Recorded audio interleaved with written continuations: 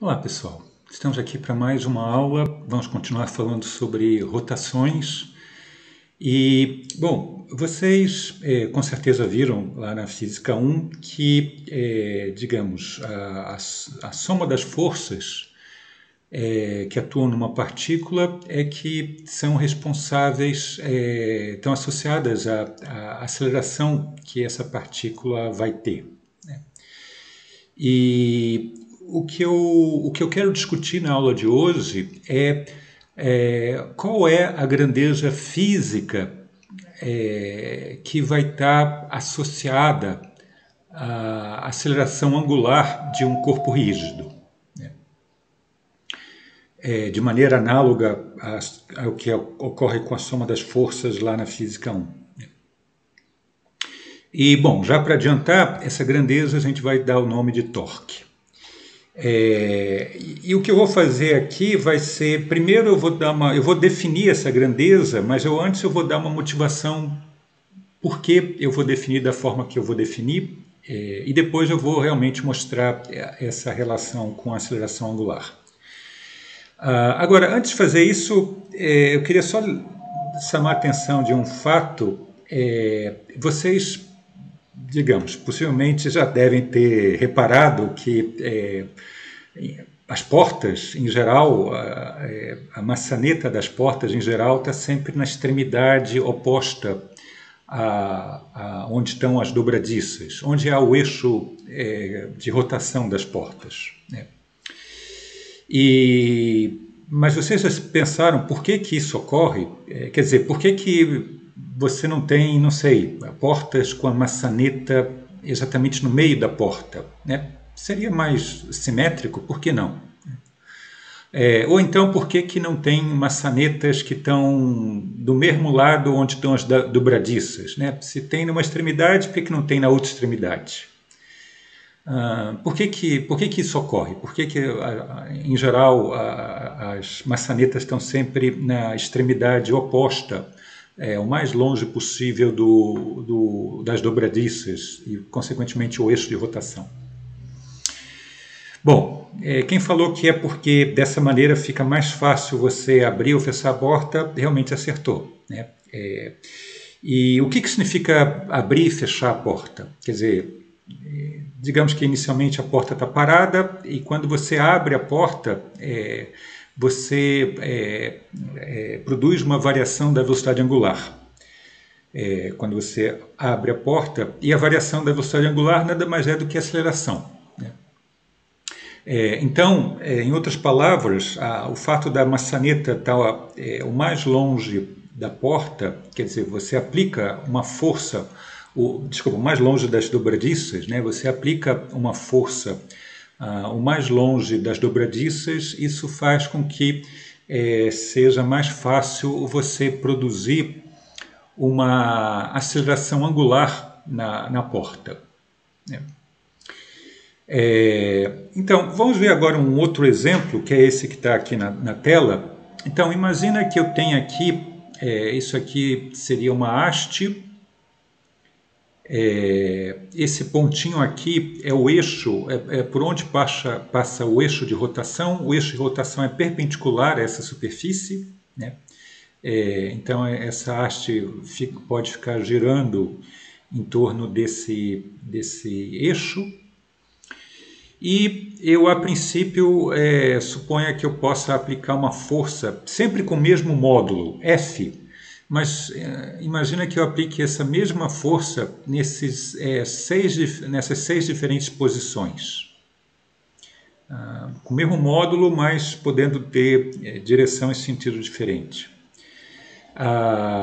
E vamos considerar primeiro a situação aqui 1, 2, 3 e 4. Se você compara essas 4 posições onde a gente pode aplicar essa força, em qual dessas 4 posições seria mais fácil eu fazer essa haste girar? Bom, acredito que seja claro para vocês que, por exemplo, nessa posição 3, você não ia conseguir de maneira nenhuma fazer essa haste girar, e aqui você está com a força toda ela aplicada na direção do eixo.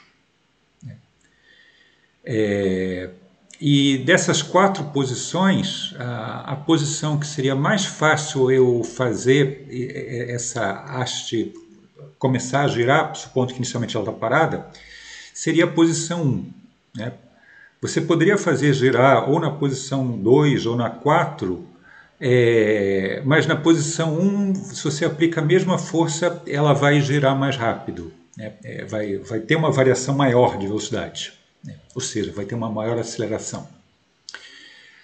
Então, desse exemplo, você vê que quanto mais longe, quer dizer, nessas 4 posições, a posição 1 é a posição que está mais longe do eixo. Quer dizer, quanto mais longe do eixo você aplica uma força, mais fácil é você produzir uma variação angular, né? Que é como no exemplo da porta que eu dei agora há pouco. Agora, vamos comparar, por exemplo, a situação 1, 5 e 6. Né? Nessas 3 situações, você está aplicando a força, basicamente a mesma distância aqui do eixo. Né?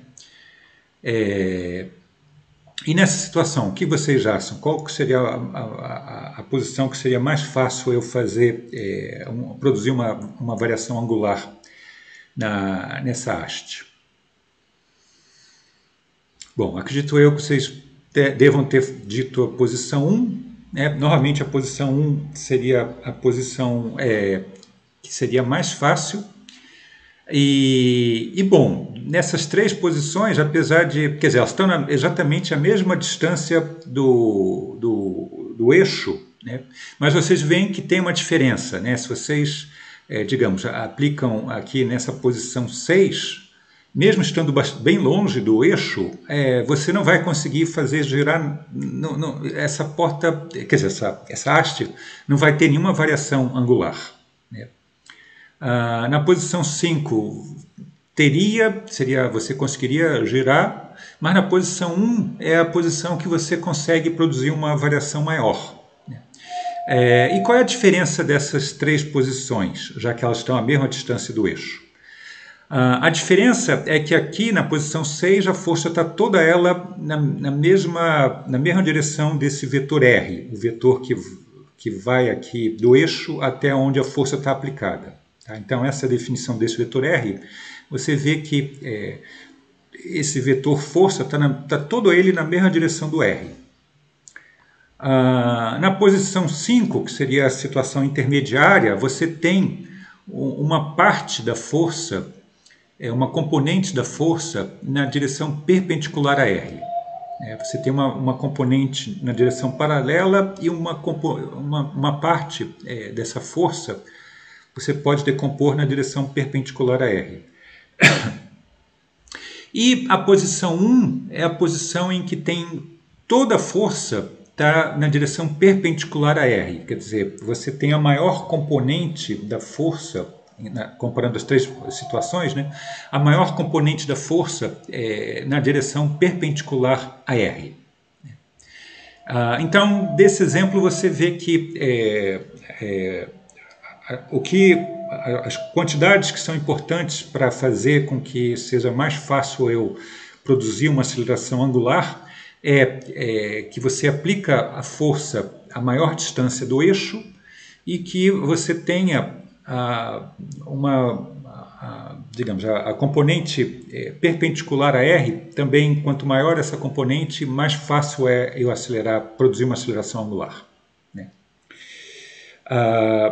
Então, vamos aqui ver uma situação um pouco mais geral. Então, aqui novamente eu tenho agora um corpo totalmente arbitrário, né? Digamos, esse pontinho aqui, como antes, é um ponto onde está passando um eixo. O eixo é perpendicular ao plano dessa tela, né? Então, esse corpo aqui ele pode girar em torno desse eixo.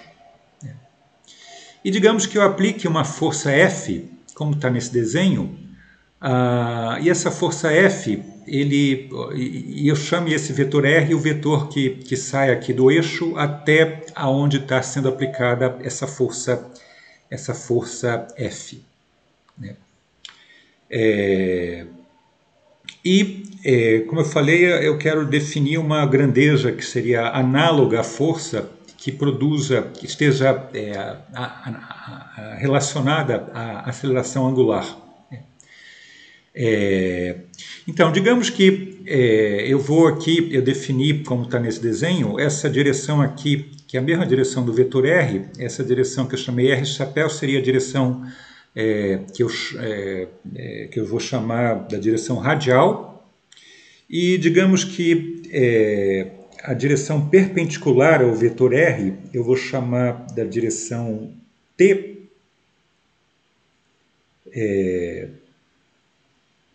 Então, essa aqui é a direção T chapéu, né, unitário, né, que seria a direção tangencial. Lembrando que quando isso aqui gira, a gente falou na primeira aula que esse ponto aqui vai girar fazendo uma circunferência. Então, esse vetor T seria tangente a essa circunferência. Né?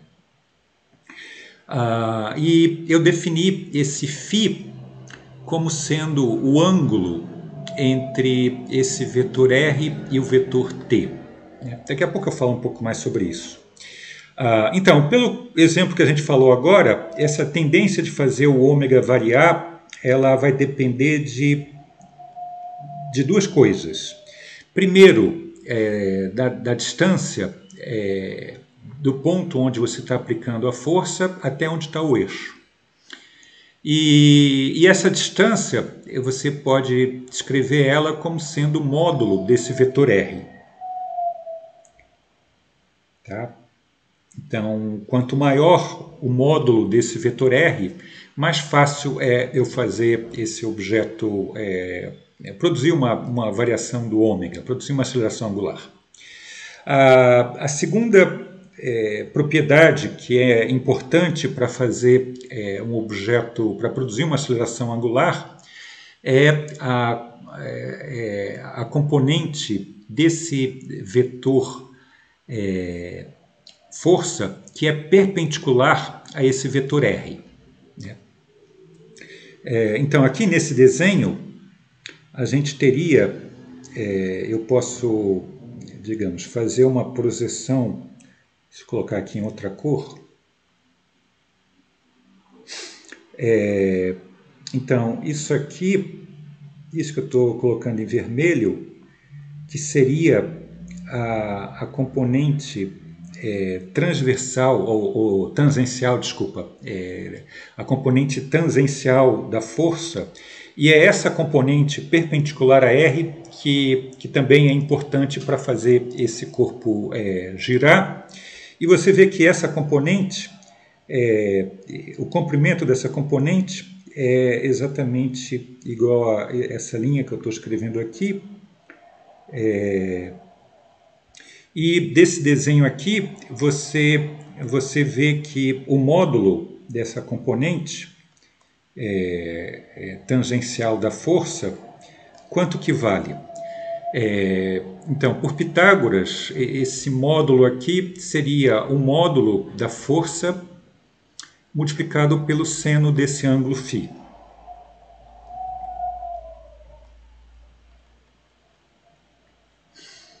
Tá legal?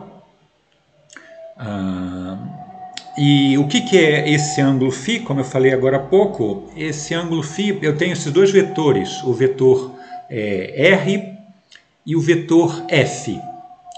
E esse vetor φ é um vetor é um ângulo entre esses dois vetores. Né? A princípio, entre dois vetores, eu posso definir dois ângulos. Né?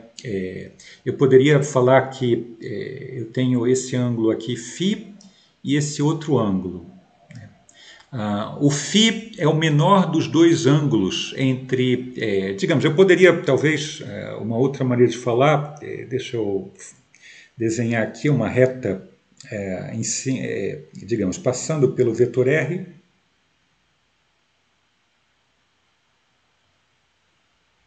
Então eu tenho essa reta que passa pelo vetor R, ficou um pouco torta, deixa eu colocar para cá.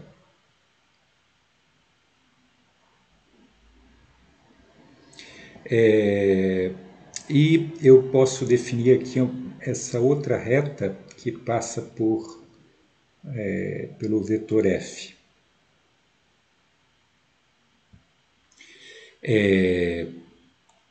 E aí você vê então que esse φ é o ângulo, o menor ângulo entre essas duas retas que passam por esses dois vetores, né? Então, φ é o menor ângulo entre F e R. Tá legal? Então, já que essas duas quantidades são as duas quantidades relevantes para eu produzir uma aceleração angular, então eu vou definir o módulo do que eu vou chamar de torque como sendo o produto dessas duas quantidades, né? Que são como eu falei, que são as duas quantidades que parecem estar relacionadas à aceleração angular. Então, vamos definir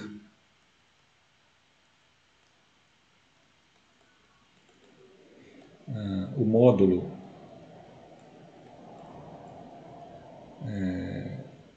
do vetor torque tal como... Então a gente vai usar essa letra grega tal, né? Então o módulo desse vetor vai ser o produto do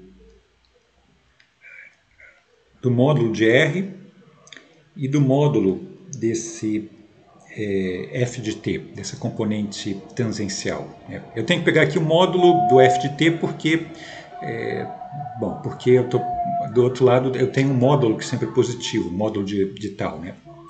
Agora, desculpa, deixa eu só... sem a setinha em cima. Agora, esse módulo do f, dessa componente tangencial pode ser escrito dessa maneira. Então você tem essa outra maneira de escrever o módulo desse torque, tá? São duas maneiras equivalentes. E existe também uma terceira maneira de escrever esse módulo desse vetor torque, que é, digamos, se eu pego a combinação desse vetor R, módulo do vetor R, vezes o seno de φ, eu vou chamar isso de R perpendicular. Já vou explicar por quê, né? Então a gente pode escrever isso aqui como o que eu vou chamar de R perpendicular módulo da força, né? Onde esse R perpendicular, por definição, é essa combinação do módulo desse vetor R seno φ.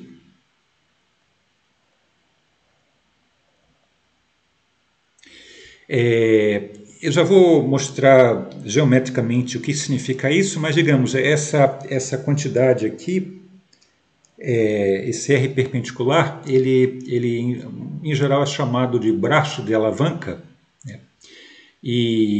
Portanto, também em alguns livros o pessoal usa a letra B de bola, para denotar essa quantidade, né? Então isso aqui é o que a gente chama de braço de alavanca.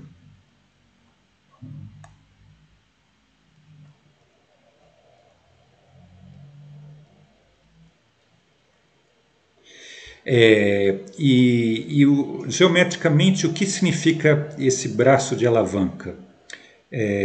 Então, se você, digamos, passa uma linha aqui do eixo, do ponto onde está o eixo, até essa linha que passa em cima da força,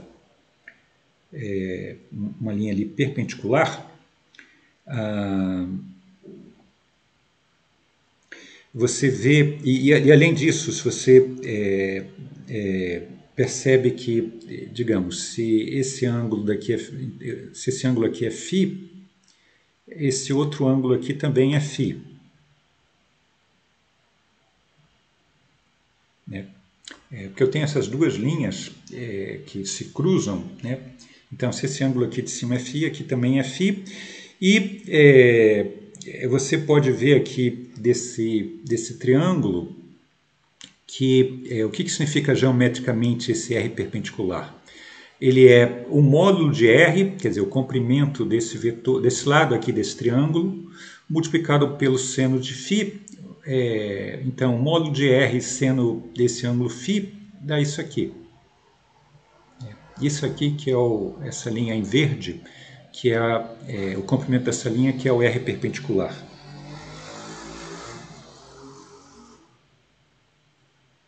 Ou braço de alavanca. E o que significa essa linha em verde, o comprimento dessa linha em verde? Então, isso é a distância entre o eixo e a linha que passa em cima da força F. Então, isso que é o braço de alavanca. E digamos, aqui eu escrevi 3 diferentes maneiras de você escrever o módulo do tal, e a gente realmente em geral, vai calcular muito esse módulo desse vetor tal nos diferentes exercícios. Né? Mas essa última forma, usando o braço de alavanca, em geral é a forma mais conveniente, a que facilita as contas. Depende do problema. Né? Mas, digamos, essa terceira forma é bastante usada, essa forma usando o braço de alavanca. Bom, uma outra observação importante, quer dizer, sempre quando a gente define uma quantidade física, eu tenho que falar a unidade dessa quantidade física. Então, a unidade do torque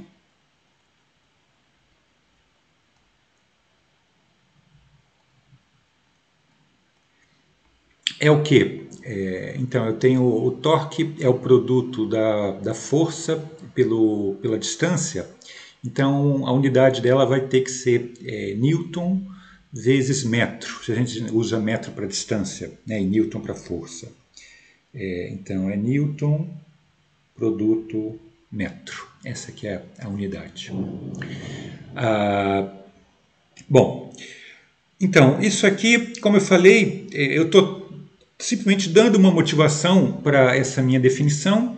E aqui eu falei que isso aqui seria só um módulo desse meu vetor torque. Agora, como que a gente define a direção e sentido desse vetor? Então, como esse desenho aqui já está um pouco complicado, deixa eu colocar ele aqui novamente. Então, aqui está exatamente o mesmo desenho, né? Então, vamos ver qual é a maneira como a gente define a direção e o sentido. Né? Quer dizer, para qualquer vetor eu tenho que dar o módulo, direção e sentido. Então, o módulo, a gente acabou de falar, ele é o módulo do vetor R, módulo do vetor F, seno de φ. A direção. Então, a direção que a gente define esse vetor é a seguinte. Você vê que esse vetor torque, ele, digamos, está associado a esse vetor F, ao vetor força e ao vetor R. Então, para uma determinada força, eu associo um torque, da maneira como eu vou falar agora. Né? Então, se esse vetor torque está relacionado a essas duas quantidades, e sempre a partir de dois vetores definem um plano, né? Então aqui eu tenho, por exemplo, esses dois vetores exatamente no plano aqui da tela, né? Então a direção natural seria a direção perpendicular a esse plano. né? Porque seria, né, não teria razão nenhuma porque esse vetor está, digamos, um pouco mais para baixo ou para cima, num ângulo que não é exatamente perpendicular ao plano, né? Então, bom, isso é uma definição. A gente define ele apontando na direção perpendicular ao plano formado por R e F.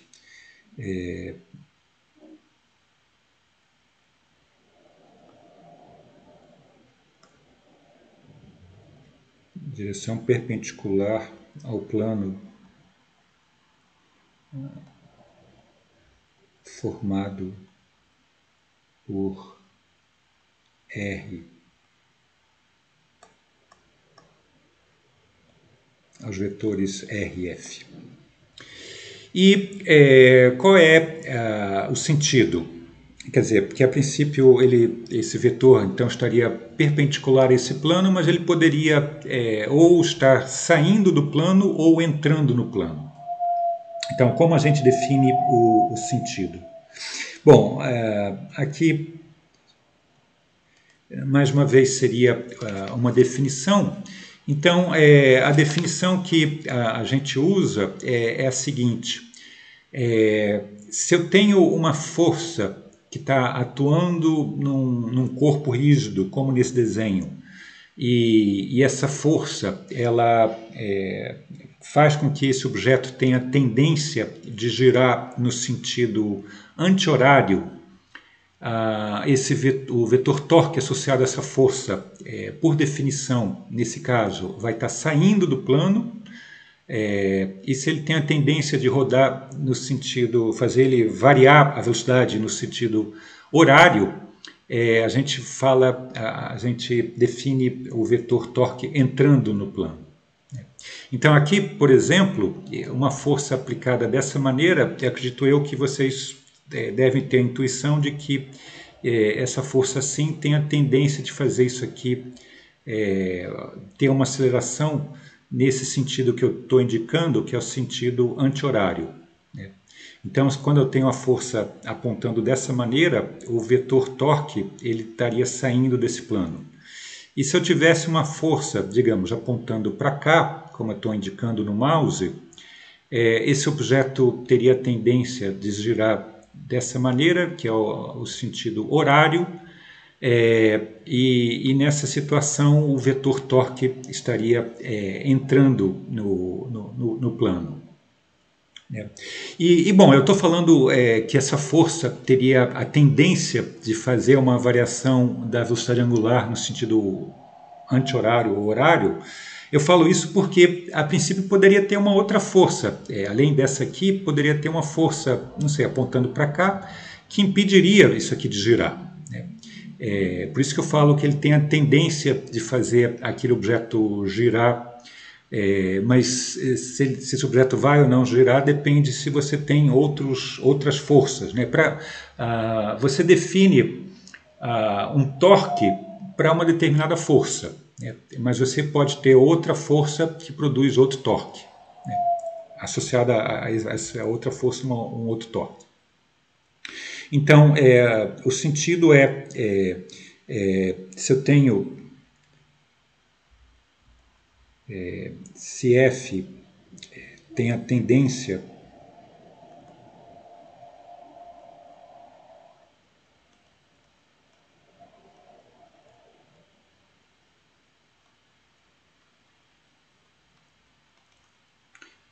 de produzir variação de...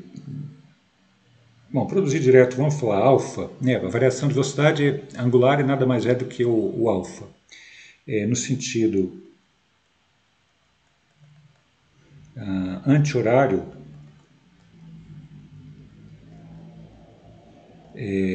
o tal ele é na direção saindo do plano. No sentido, desculpa.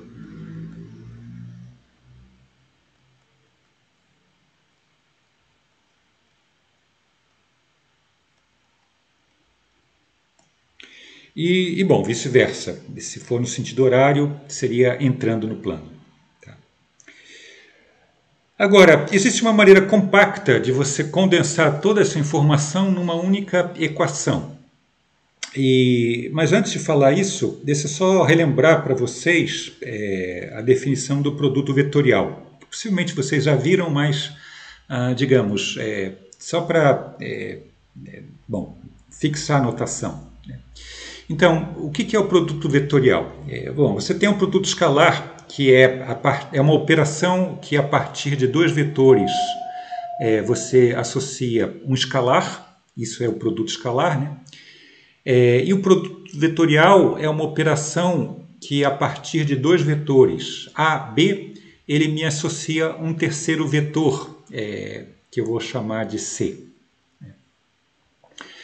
Então, o produto vetorial de A por B dá um vetor C, e por definição desse produto vetorial, o módulo desse vetor C ele é igual ao módulo do vetor A multiplicado pelo módulo de B multiplicado pelo seno de φ, onde o seno de φ, o ângulo φ é o menor ângulo entre esses dois vetores, A e B.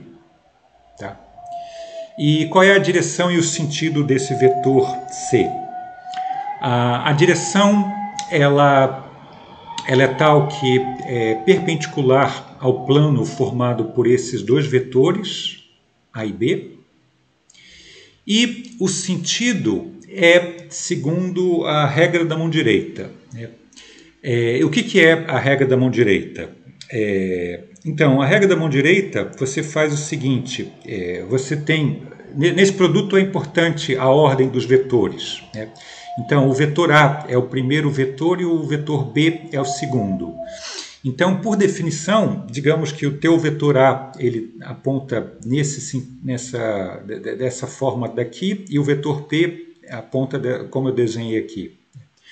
E o que você faz nessa regra da mão direita você coloca esse dedo apontando exatamente na mesma direção que o vetor A, usando obviamente a mão direita, né? Esse outro dedo apontando exatamente o segundo dedo apontando exatamente na direção do vetor B, e aí o vetor C ele vai estar apontando exatamente na direção do teu polegar. Tá? Eu não vou fazer isso aqui no vídeo porque esse vídeo aparece para vocês invertido. E se eu faço isso aqui, não vai estar consistente com o desenho. Quer dizer, o desenho que está correto, mas façam isso digamos, isso que eu acabei de falar, tentem fazer e vocês vão obter exatamente o C apontando nessa direção. É importante vocês terem isso em mente, que esse vídeo aparece para vocês invertido, então... bom, o que é direito, esquerdo... Bom, não vou entrar em detalhes, mas às vezes, quando eu falar horário e anti-horário, para vocês vai parecer as coisas ao contrário. Né? Mas tentem realmente vocês fazerem isso. Né? Por outro lado, se você tivesse, por exemplo, o B apontando nessa direção e o A apontando para cá, se você usa essa regra que eu falei, se vocês tentarem, vocês vão obter o C apontando nessa direção, nesse sentido, direção e sentido. Né? Então, essa que é a maneira como a gente define esse produto vetorial. Né?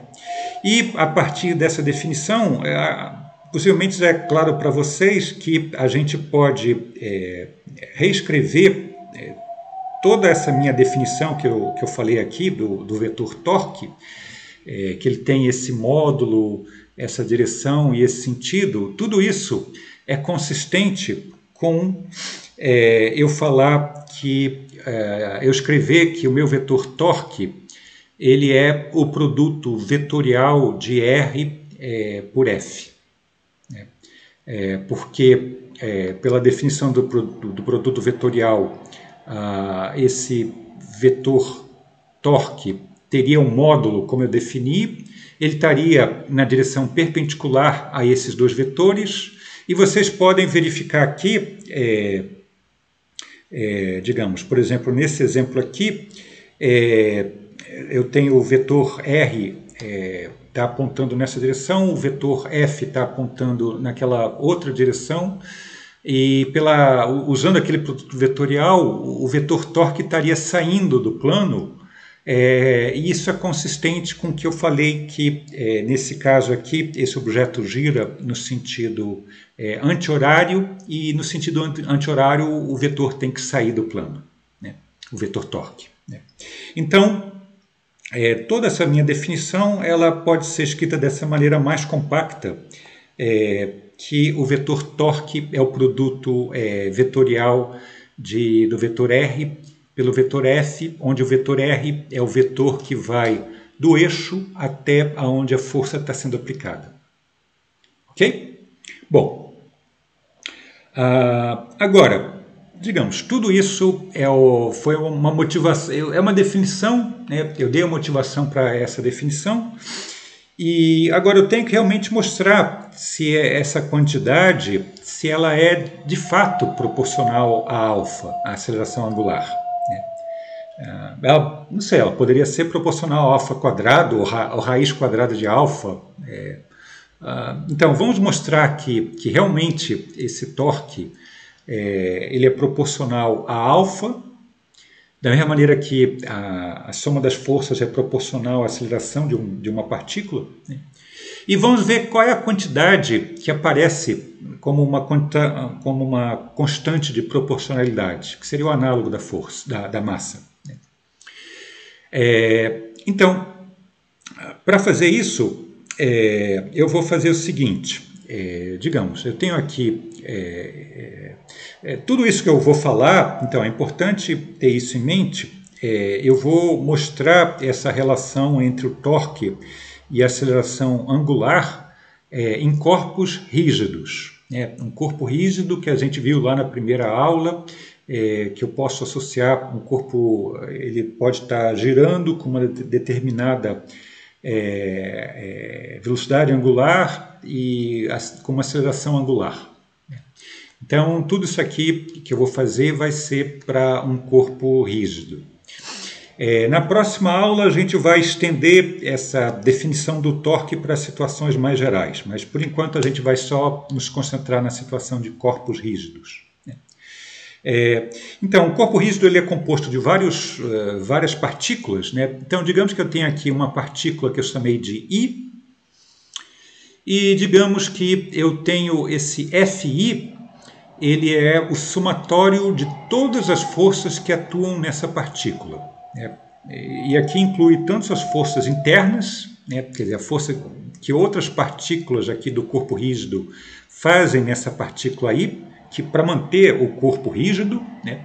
Quanto forças externas, alguém realmente empurrando isso aqui para fazer ele se girar, né?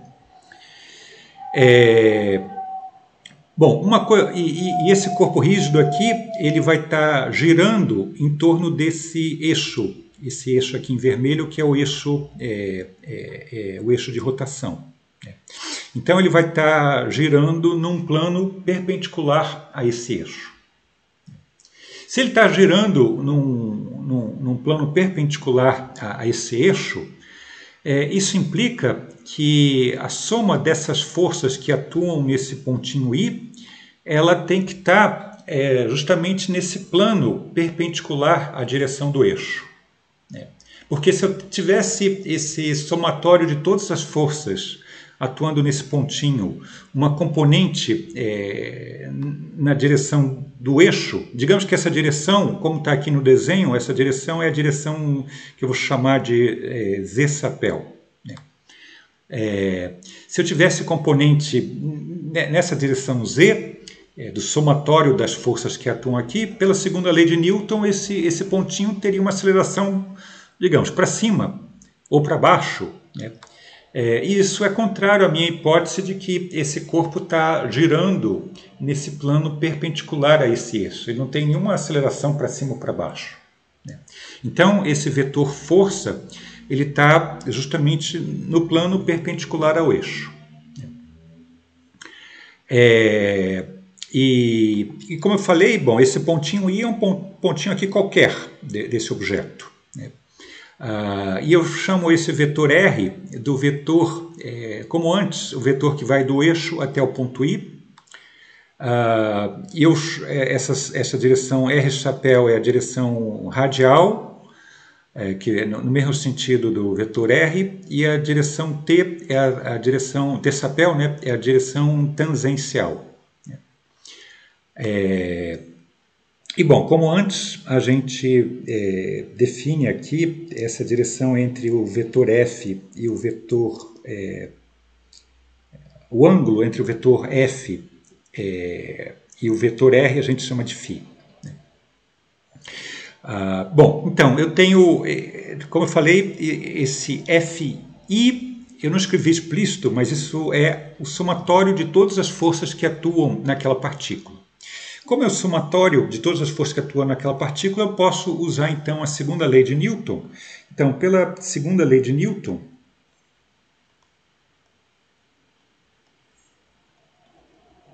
a gente sabe que a soma das forças que atuam naquela partícula I vai ter que ser a massa dessa partícula I vezes a aceleração da partícula I. Escrevendo isso em componentes na direção radial e tangencial, eu vou ter o seguinte, então eu vou ter que desculpa, aqui eu não estou escrevendo esse somatório, né? Como eu falei, eu quero simplificar tudo. Então eu tenho que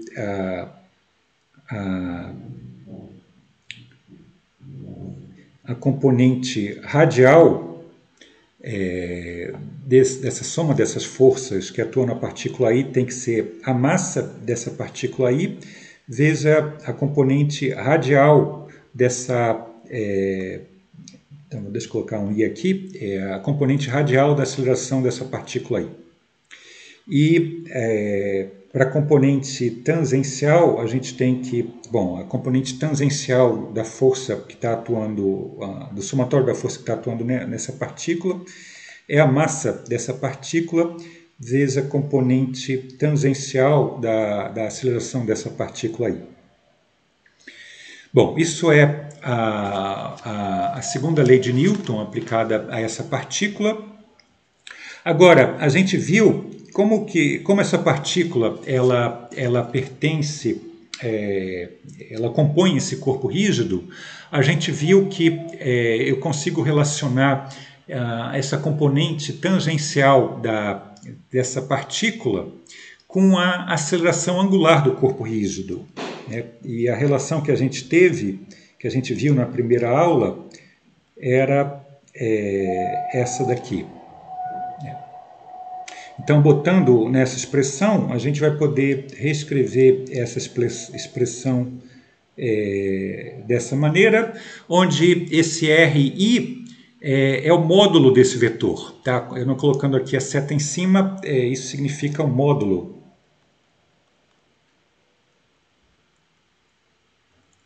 O módulo desse vetor RI.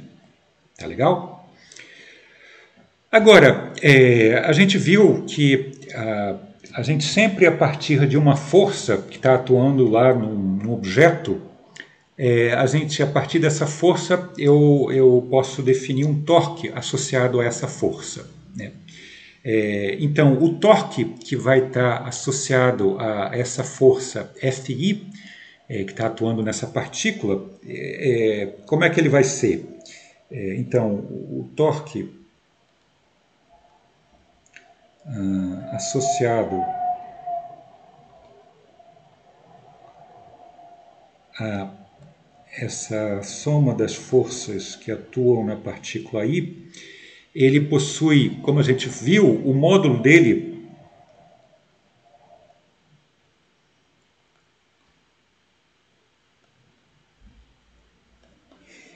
então vou escrever assim, tal I. Então, o módulo do vetor torque associado a essa força vai ter que ser igual a quê? A gente viu que tem que ser o comprimento desse vetor R multiplicado pelo módulo da componente tangencial dessa força, né? Então, ele vai ter que ser o módulo desse vetor R que eu estou usando essa notação aqui, já sem aquelas barrinhas, multiplicado pelo módulo daquela componente tangencial desse vetor FI.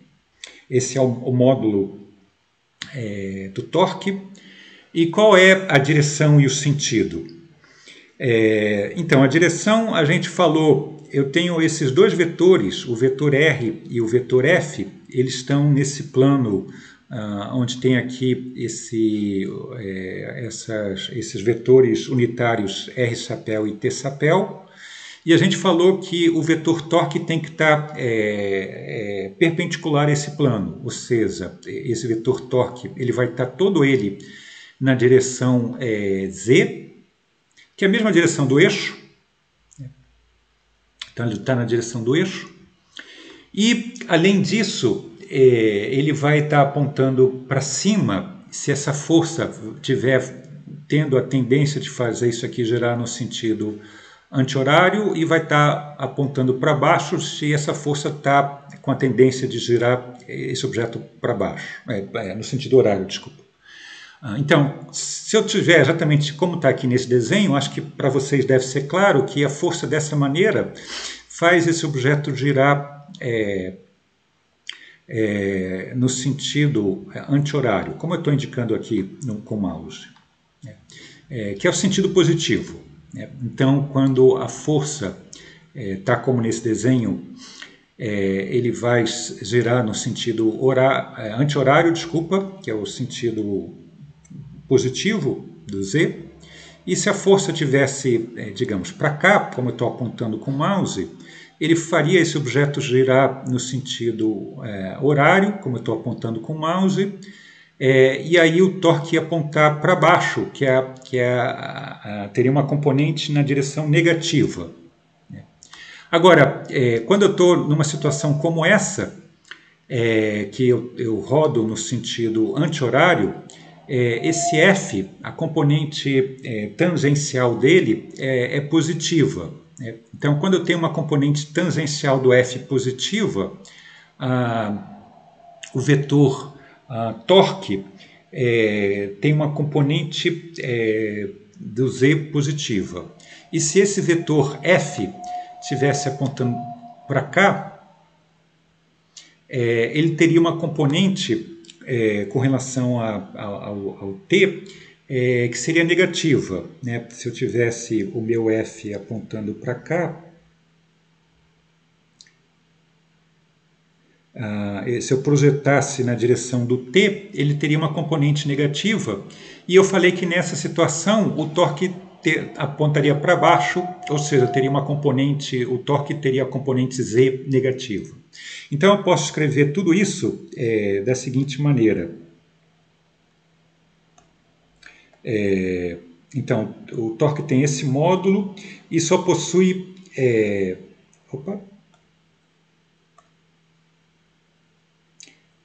e só possui componente na direção Z.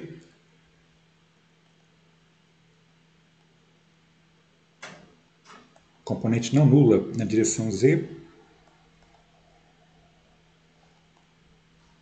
que é a direção do eixo de rotação, e ela é tal que, como eu falei, se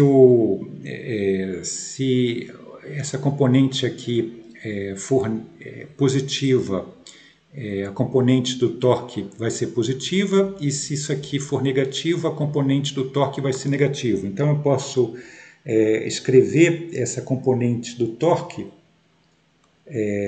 dessa maneira.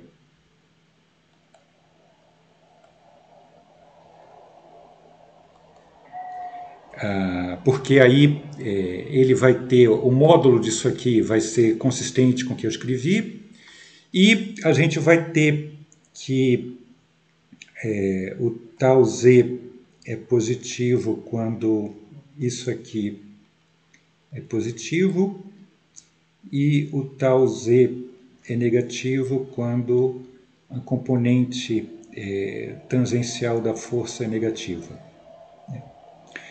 Bom, tudo isso aqui é o torque atuando naquela partícula I. Né? Agora, isso aqui eu posso, usando esse resultado daqui de cima, que essa componente tangencial pode ser escrita dessa maneira, eu posso botar isso aqui. Então, isso aqui vai poder ser escrito como MI, eu vou ter um RI, com esse RI vai dar um RI quadrado, multiplicado por alfa. Tá legal? Então eu posso reescrever dessa maneira o torque que atua nessa partícula aí. Agora, você tem... Isso aqui é só uma partícula, né? Eu posso repetir isso para todas as outras partículas que compõem esse corpo rígido, né? E somar sobre todos os torques, né? Porque eu quero ver todos, eu tenho, a princípio posso ter várias forças atuando, forças internas e externas atuando nesse objeto, né? Para cada uma delas eu associo um torque e eu quero somar sobre todos os torques que estão atuando em todas as partículas que compõem esse corpo rígido, né? Então, somando sobre todas as partículas que compõem esse corpo rígido,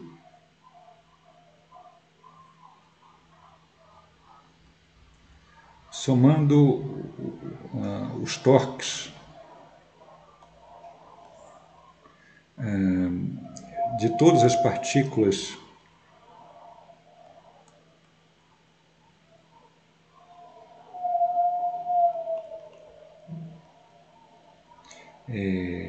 do corpo rígido,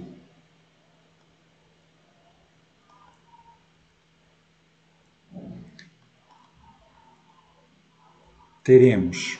Bom, nessa soma, eu não me... digamos, como esse vetor torque está sempre nesse eixo, a única diferença é que ele pode estar para cima ou para baixo, eu não tenho que me preocupar realmente com uma soma vetorial, né? Bom, a questão do sinal eu também já, escrevendo dessa maneira, eu já estou levando em conta os possíveis sinais. Alguns torques atuando em algumas partículas podem serem positivos ou negativos, mas já está tudo embutindo dessa maneira como eu escrevi, né? Então, somando sobre todas as partículas, os torques que atuam sobre todas as partículas, que, como eu falei, esses torques só tem componentes na direção Z, então basicamente é só somar essas componentes Z dos torques que atuam em todas as partículas. O que isso vai dar? Bom, é só usar esse resultado aqui.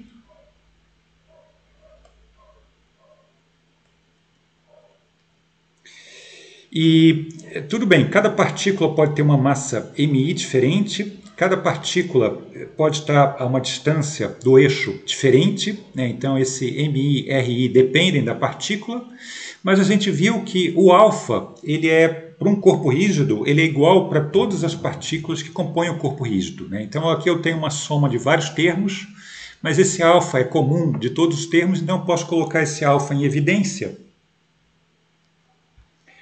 E aí você vê que o que é esse somatório aqui? Esse somatório foi o que a gente definiu na última aula como sendo o momento de inércia do corpo com relação ao eixo que passa ali justamente no eixo de rotação.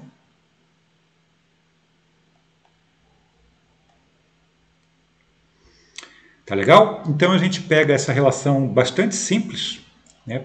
Que o somatório de todos os torques que atuam sobre todas as partículas do corpo rígido, ele é um torque que está atuando exatamente na direção do eixo de rotação, e a soma desses torques é I-alfa. Agora, esse somatório desses dois torques, da soma de todos os torques, eu posso reescrever ele da seguinte maneira.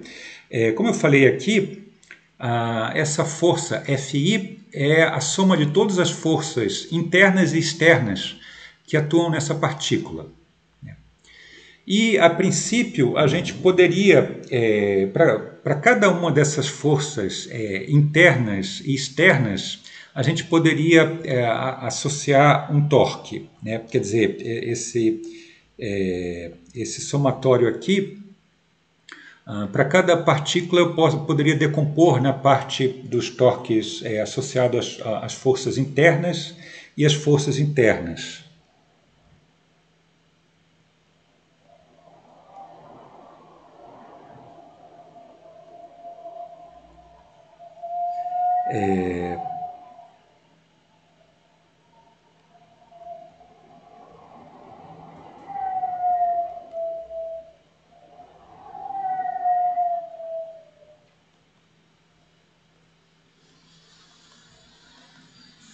Então, posso fazer isso.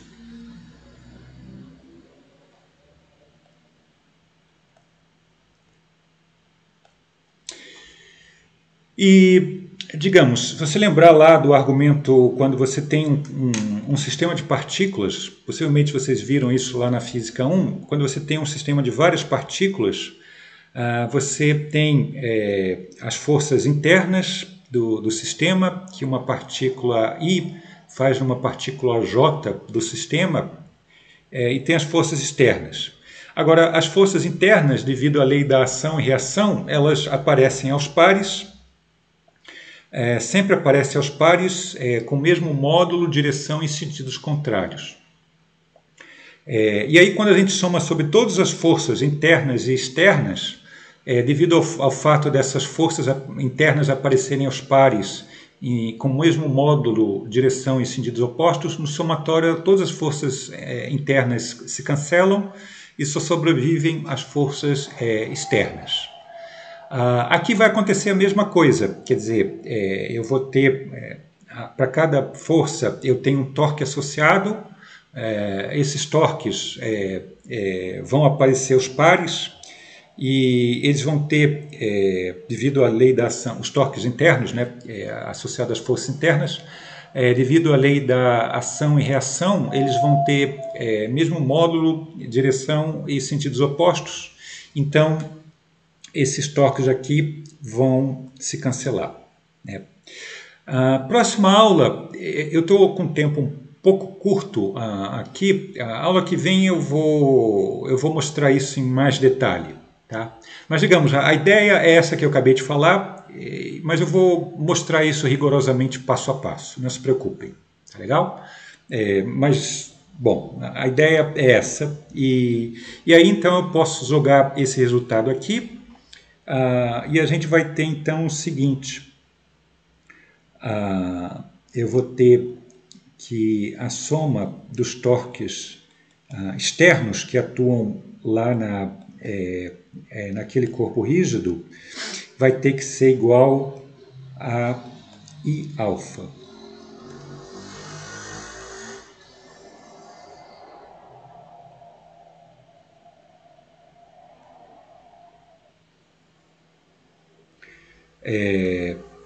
E, bom, só resumindo então o que eu falei, nesse resultado aqui, no final das contas, o torque só vai sobreviver esse torque externo, e o somatório desse torque externo, ele só vai ter componentes na direção do eixo, e essa componente ela vai ser igual à soma, digamos, de todos esses torques externos que atuam em todas as partículas do corpo rígido, vai ser igual ao momento de inércia desse corpo rígido com relação a esse eixo de rotação, multiplicado pela aceleração angular do corpo rígido, né? Que era o que eu falei que eu queria mostrar, né? Que de fato esse torque ele está associado à aceleração angular do corpo rígido. E aqui vocês veem que a constante de proporcionalidade que aparece aqui é o momento de inércia. Bom, aqui mais uma vez essa equação é análoga a uma equação que vocês viram lá na Física 1. Então, lá na Física 1, quando você tem um sistema de várias partículas,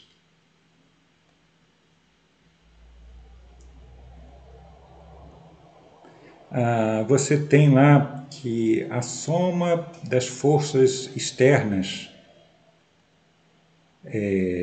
que atuam em todas essas partículas de um corpo tem que ser a massa total do corpo vezes a aceleração do centro de massa. Então vocês veem que essa equação que eu deduzi agora é análoga a essa equação que vocês viram lá na Física 1, e como eu já tinha dito antes, né, o momento de inércia é a quantidade angular que é análoga à massa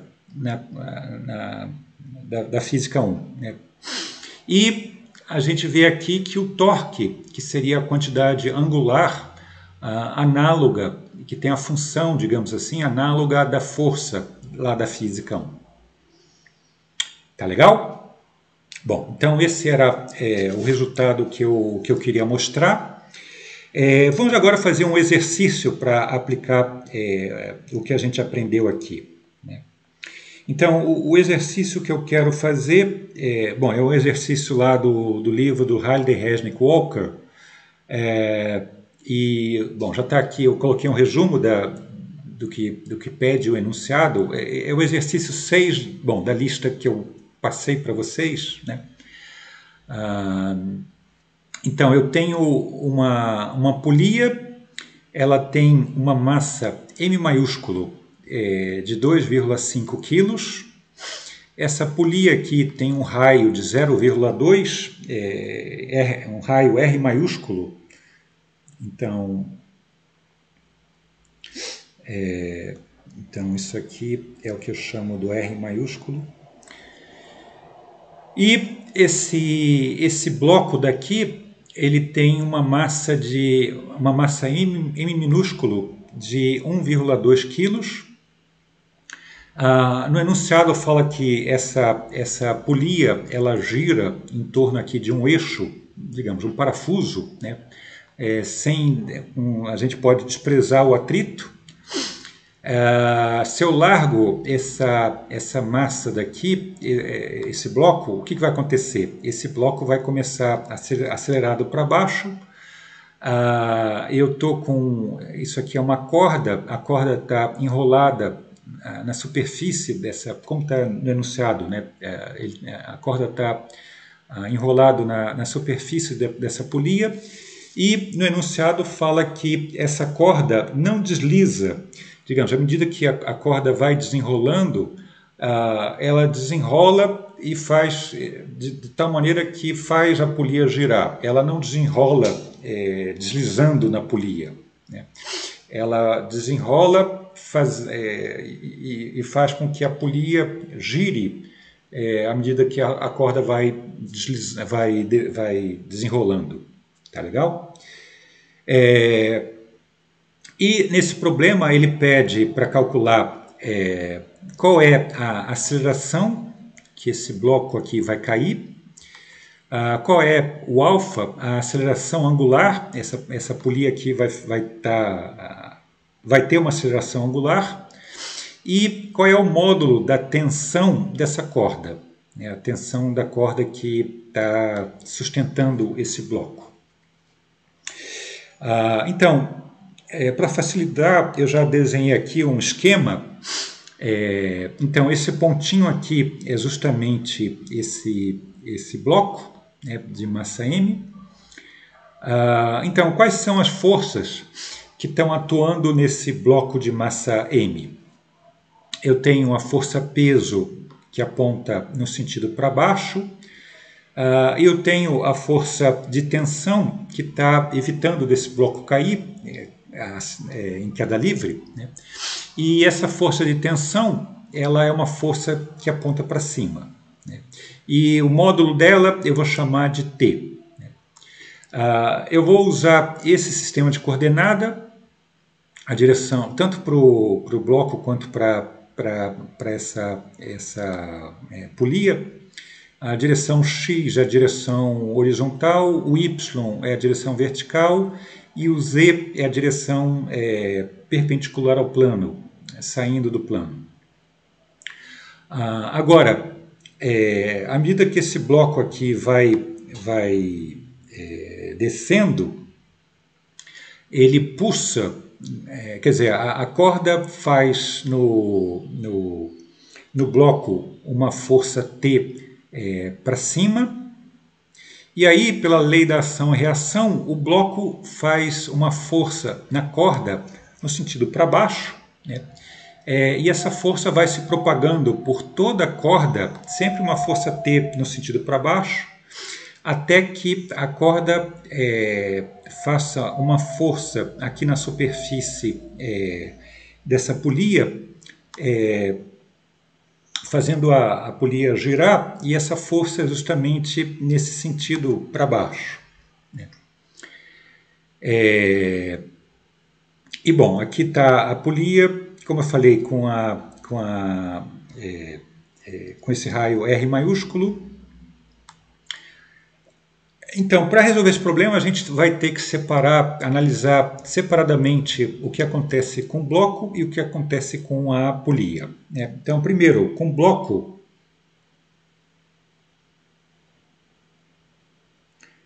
a gente aplica a segunda lei de Newton, sendo que, bom, todas as forças que estão atuando nesse bloco estão na direção Y. Então, eu pego a segunda lei de Newton só para componentes na direção Y, e a segunda lei de Newton fala que a soma de todas as componentes das forças na direção Y tem que ser igual à massa do bloco, que é m minúsculo, vezes a componente y da aceleração, que eu vou chamar só de A. Tá? Esse A é a componente y da aceleração desse bloco. Agora, a gente tem que... bom, as componentes das forças, eu tenho a tensão, toda ela está na direção y no sentido positivo, e eu tenho o peso, que está todo ele na direção y no sentido negativo. Então, o peso tem a componente y, que é menos mg. E tudo isso aqui tem que ser igual a ma, né? Então, isso é a segunda lei aplicada ao bloco. Agora, para a polia. Então, a polia, o que está acontecendo com a polia? A polia, quando o bloco vai começar a cair, a polia vai só girar, a polia não vai cair para baixo, né? Porque a polia está presa naquele pino, né? Então, aqui eu só vou então analisar o movimento de rotação, eu não tenho nenhum movimento de translação da polia. E o que vai acontecer aqui no caso dessa polia, ela vai girar em torno do eixo que passa aqui pelo centro, e esse eixo ele vai estar justamente na direção Z, e a gente viu que os torques, bom, a gente vai ver aqui, eu vou mostrar em mais detalhe, mas digamos, os torques que vão fazer esse objeto girar vai ter que estar nessa direção do eixo de rotação, que é a direção Z, né? E a gente viu agora há pouco que a relação que a gente tem é que a soma das componentes desses torques na direção Z tem que ser igual aqui, tem que ser igual ao momento de inércia dessa polia com relação a esse eixo que passa pelo centro, multiplicado pelo alfa, né? Isso que foi a regra que a gente viu agora há pouco, né? Eu pego todos os torques de todas as forças externas que atuam aí nessa polia. E quais são as forças externas que atuam nessa polia? Bom, tem três forças que estão atuando nessa polia. Como essa polia tem uma massa, você tem a força peso atuando nessa polia e, digamos, eu vou usar um resultado que na realidade eu vou só mostrar a aula que vem. Mas, digamos, rigorosamente eu vou mostrar a aula que vem, mas quando a gente tem um objeto extenso, e esse objeto sofre uma força-peso, cálculo do torque, a gente pode considerar como se toda essa força-peso de todo objeto tivesse concentrado no centro de massa. Tá legal? Isso eu vou mostrar na aula que vem, mas como eu não tive tempo, eu não vou ter tempo para mostrar isso hoje, então eu vou usar o resultado que a gente vai ver na aula que vem. Mas esse é o resultado que a gente vai ver na aula que vem. A gente pode considerar como toda força-peso, como toda ela estivesse atuando no centro dessa polia, o centro de massa, né? Agora, se essa polia, a gente supõe, aqui no enunciado, eu esqueci de falar que aqui no enunciado fala que essa polia ela é homogênea, então o centro de massa coincide com o centro da polia, e é justamente em cima desse centro que está o eixo de rotação. Então a força-peso ela está atuando exatamente aqui em cima do eixo de rotação, e a gente viu que o módulo do torque, da força torque associado a cada uma das forças, é sempre o quê? Uma maneira que a gente pode escrever é aquele braço de alavanca multiplicada pelo módulo da componente tangencial da força. E o braço de alavanca é a distância da força até onde está o eixo de rotação. Como a força-peso, eu falei que a força-peso está exatamente, você pode considerar ela atuando aqui no centro, a distância dessa força-peso até o eixo é zero. Então, o torque associado ao peso é zero, porque a força-peso está atuando exatamente em cima do eixo. Bom, a outra força externa que atua nessa polia é o quê? Como eu falei antes, eu tenho um parafuso ali que evita essa polia de cair, né? Então essa polia ela está apoiada nesse parafuso, então tem uma força normal que esse parafuso faz em cima dessa polia que evita dessa polia cair. Tem uma força-peso que aponta para baixo, uma força atuando na polia, e tem uma força normal atuando na polia para cima, que cancela justamente a força-peso. Agora, essa força normal, ela também está atuando exatamente em cima do eixo.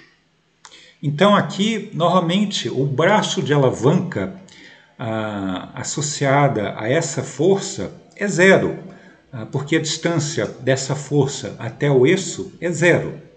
Então, o torque para a força normal é zero.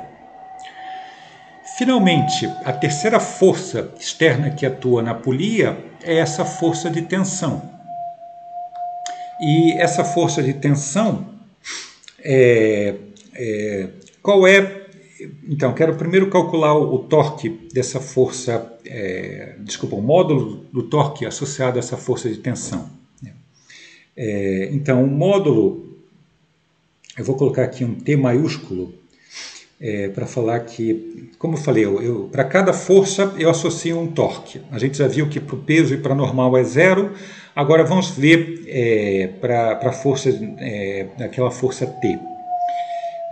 Então, o módulo do torque associado a essa força T vai ter que ser igual a quê? Vai ter que ser igual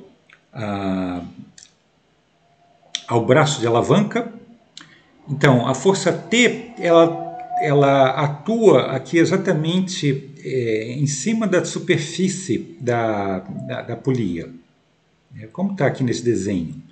Então, a distância entre esse ponto onde a força T está atuando e o eixo de rotação, essa distância é justamente igual ao raio da polia, que é o módulo desse vetor R. Então, essa distância, e isso vai ser a definição, o que a gente chamou do braço de alavanca, essa distância. Então, o braço de alavanca é nada mais do que o raio da polia. E qual é a componente o módulo da componente tangencial dessa força T. Você vê que essa força, toda ela está perpendicular a esse vetor R. Então a componente tangencial, que é a componente perpendicular a esse vetor R, a componente tangencial é justamente todo o comprimento desse vetor, né? Então é todo o vetor T, né? Então a gente vai ter o seguinte, quer dizer, como eu falei, a princípio a gente teria que somar sobre todas as componentes Z das forças externas, as componentes na direção do eixo, né? Mas no final das contas só tem como é que chama? O torque associado a essa tensão, e esse torque, o módulo dele é RT, né? E quanto que vale essa componente Z? Então, para saber essa componente, a gente já sabe que o módulo dessa componente tem que ser esse RT. Agora, falta saber se essa componente ela está sendo no sentido positivo ou no sentido negativo, como está aqui nesse desenho, né? Então,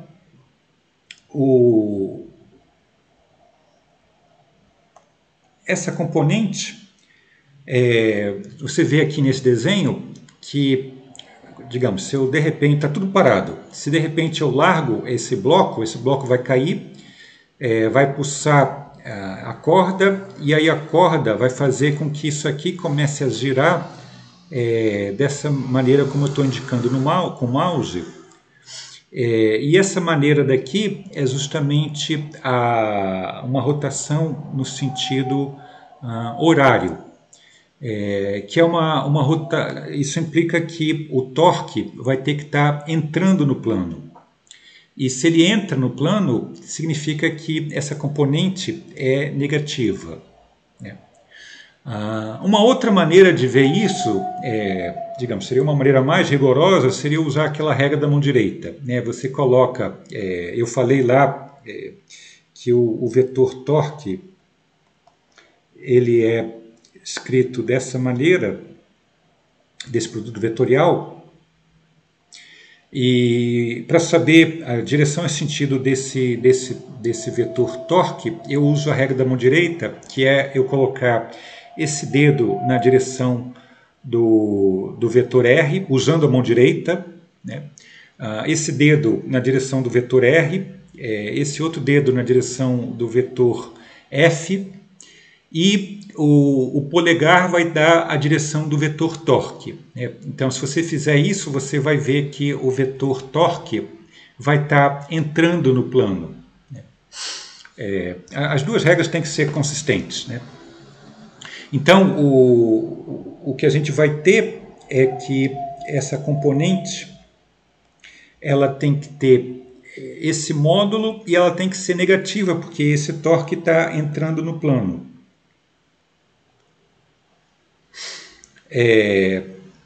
Então, se eu jogo essa relação aqui em cima, eu vou ter o seguinte. Então, eu vou ter menos RT igual a I-alfa, onde esse I é o momento de inércia dessa polia, né? E a terceira equação que a gente vai usar é a seguinte. Eu falei que quando essa corda vai desenrolando, ela vai desenrolando de tal maneira que ela não desliza, a corda não desliza na polia. O que isso significa? Significa que, bom, a corda ela vai ter uma aceleração para baixo, e toda essa aceleração vai ter que ser exatamente igual à aceleração desse pontinho aqui de contato entre a corda e a polia, né? Na polia, né? O ponto na polia que está em contato com a corda. Então, a aceleração, e essa aceleração é uma aceleração na direção tangencial, né? Porque essa polia vai girando e esse pontinho aqui ele vai ter uma aceleração nessa direção, na mesma direção que a corda está tendo a aceleração dela. Né? E a gente tem que... essa aceleração que esse pontinho aqui vai ter para baixo, o pontinho da polia, vai ter que ser igual à aceleração da corda para baixo, que é igual à aceleração desse bloco para baixo, que é isso que eu chamei de A. Então a aceleração aqui na superfície da polia, desse pontinho que está aqui na superfície, ela vai ter que ser aquele A, igual à aceleração do bloco. E a gente viu, quer dizer, isso é a componente tangencial da aceleração, a aceleração nessa direção, a direção que eu estou indicando com o mouse, tem uma componente nessa direção radial. Mas eu estou falando só da aceleração na direção tangencial, que é a mesma direção que a corda está sofrendo. E a gente viu que essa aceleração é igual a distância do ponto até o eixo, que é R, vezes a aceleração angular. Então a gente tem essas três equações, essa equação aqui de cima, essa equação do meio e essa daqui.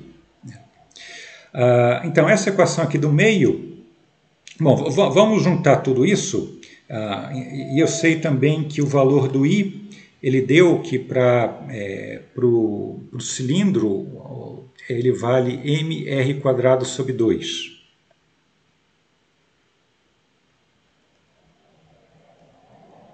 Então a gente vai ter o seguinte, eu vou ter dessa expressão, a gente vai ter menos RT igual, o I vai ser mr² sobre 2, e o alfa, daqui eu tiro que o alfa é A sobre R. Bom, daqui eu posso simplificar esse quadrado, cancela com esse R aqui de baixo, esse outro R simplifica com esse R. Então daqui eu tenho que o T é menos MA sobre 2. Daqui a pouco eu vou explicar esse sinal de menos. Agora, a gente pode botar esse resultado nessa equação aqui de cima, no lugar do T, eu boto aquilo, aquele menos M maiúsculo A sobre 2. Então a gente vai ter menos MA sobre 2 menos mg igual a MA. Passando esse termo para o lado direito, a gente vai ter o seguinte, e colocando A em evidência, eu já vou colocar o A em evidência. Então eu vou ter A que multiplica M minúsculo mais M maiúsculo sobre 2 igual a, tem um sinal de menos aqui que eu esqueci, menos mg. Tá legal? Agora eu passo esse parênteses para baixo dividindo, então eu vou ter que o A vai ser menos M minúsculo G dividido por M minúsculo mais M maiúsculo sobre 2. Colocando os valores numéricos, então está aqui, o M minúsculo é 1.2 e o M maiúsculo é 2.5. Então a gente vai ter... Bom, já vou colocar direto, se a gente usa a gravidade como sendo 9,8, coloca tudo na calculadora, o resultado que a gente vai ter vai ser menos 4,8 metros por segundo ao quadrado. Só colocar os valores numéricos. Agora, pegando esse resultado, botando aqui, a gente vai ter que o valor do T, quanto vai ser? Eu tenho o sinal de menos, que está ali, o valor da massa é 2,5, o valor do A é esse que eu acabei de calcular, menos 4,8, dividido por 2. Aí eu tenho o menos, eu tenho menos e menos que dá mais, então por isso que eu tinha aquele sinal de menos, para cancelar esse outro menos. E bom, se você coloca tudo isso aqui na calculadora, vai dar 6 metros por segundo ao quadrado. Ah, desculpa, aqui é newtons, desculpa. Aqui é a força, né? Desculpa, tem então um detalhe, por que esse A foi negativo? Então, o A é negativo porque esse A corresponde à componente y da aceleração do bloco, e como esse bloco ele tem uma aceleração para baixo, que é o sentido negativo do y, por isso que eu peguei um A com valor negativo, né? E agora, finalmente, o alfa, é só usar essa relação daqui, né? Então, é só passar o R aqui para baixo, o alfa vai ser A sobre R. Então, dali eu vou ter A sobre R, o valor do A é 6 e o valor, não é 6, é menos 4,8. E o valor do R, ele era, vamos pegar aqui, ele era 0,2. Aqui dá 0,2.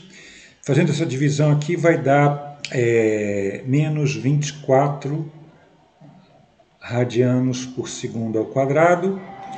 E tá legal? Bom, então tá. Então a gente vai ficar por aqui. E, bom, próxima aula a gente continua falando mais sobre rotações. Então tá, nos vemos na próxima aula.